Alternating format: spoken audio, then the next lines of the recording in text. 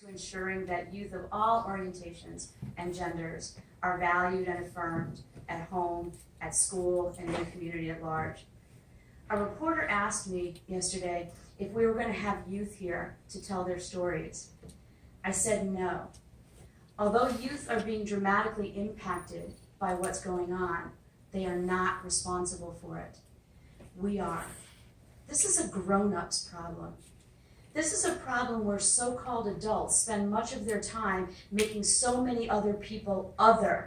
Refugees, undocumented immigrants, Muslims, people with disabilities, unarmed black men and women, and people who are transgender. Did you know that almost 10% of all the bullying complaints that the Connecticut Department of Education gets are not about youth bullying other youth. They're about adults bullying youth. That means grown-ups picking on kids. Did you know that 15 transgender women of color have been murdered so far in the United States?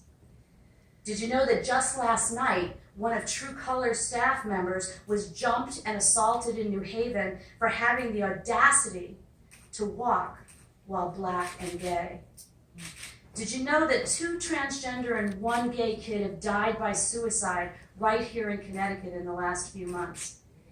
Is it a coincidence, do you think, that among the many mean-spirited and hostile acts from the current administration, many specifically target LGBT and especially transgender youth and adults?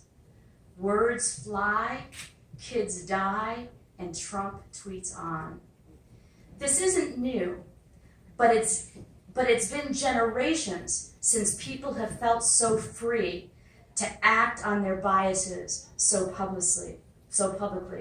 It's time for actual grown-ups to say enough is enough. Stop it, just stop it. It's time for us to act like grown-ups. It's past time for every grown-up, for every grown person to speak up. It's so simple. When you hear mean, intervene, no matter who says it. Biases are passed from generation to generation. Every time we hear something and we don't say something, we have said something. What we've said is what just happened is okay with us. It is not okay. A lot of us grew up with the adage, sticks and stones may break my bones, but words will never hurt me. It was wrong then, and it's wrong now. Words do matter. As adults, we have an obligation to model respect for differences on both sides of the aisle. We have an obligation to model civil discourse. We have an obligation to interrupt intolerance every time it rears its ugly words and even uglier actions. It isn't that hard. Hear something, say something. Say, ouch, or I disagree, or I feel differently than that, or please don't use that language around me or my children, or stop it, just stop it. Words fly and kids die.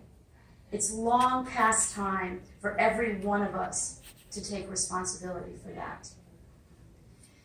It's my honor now to introduce Senator Blumenthal. Senator Blumenthal has been an ally and a public supporter for social justice, civil rights, and the LGBT movement for as long as he's been in public service.